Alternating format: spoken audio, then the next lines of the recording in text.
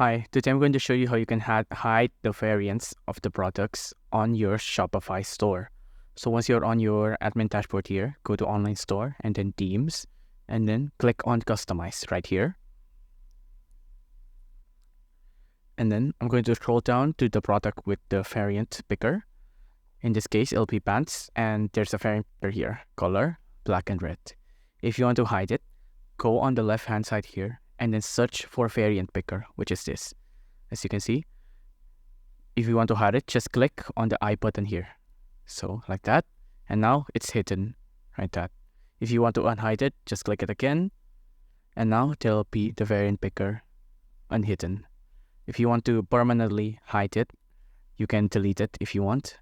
But of course, just pressing the I to hide it is the better option. Just like that. Make sure to save as well.